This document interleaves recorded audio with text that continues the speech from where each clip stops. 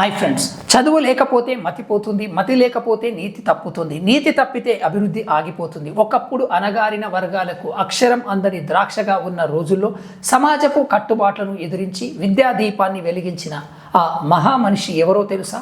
ఆయనే ఆధునిక భారత సామాజిక విప్లవ పితామహుడు మహాత్మా జ్యోతిరావు పూలే. ఈరోజు మనం దేశవ్యాప్తంగా జ్యోతిరావు పూలే జయంతిని జరుపుకుంటున్నాం.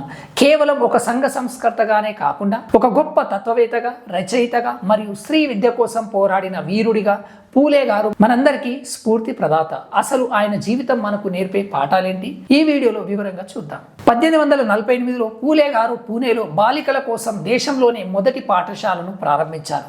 సమాజం ఎన్ని విమర్శలు చేసినా వెనుకడుగు వేయకుండా తన భార్య సావిత్రిబాయి పూలే గారిని విద్యావంతురాలిని చేసి ఆమె చేతే పాఠాలు చెప్పించారు. కుల వివక్షకు వ్యతిరేకంగా అందరూ సమానమే అని చాటి చెప్పడానికి సత్యశోధక్ సమాజ్ను స్థాపించారు. అణగారిన వర్గాల హక్కుల కోసం ఆయన చేసిన పోరాటం అద్వితీయం. కేవలం కుల వివక్షే కాదు, రైతుల సమస్యలపై కూడా ఆయన గలమెత్తారు. గులాంగిరి వంటి పుస్తకాల ద్వారా సమాజంలోని అన్యాయాలను ఎండగట్టారు. ఇక చివరగా బాబాసాహెబ్ డాక్టర్ బిఆర్ అంబేద్కర్ గారే తన గురువుగా భావించిన మహనీయుడు పూలే.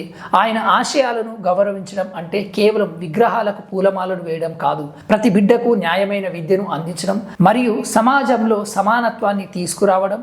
ఈ మహనీయుని జీవితం గురించి మీకు నచ్చిన విషయం ఏమిటో కింద కామెంట్ చేయండి.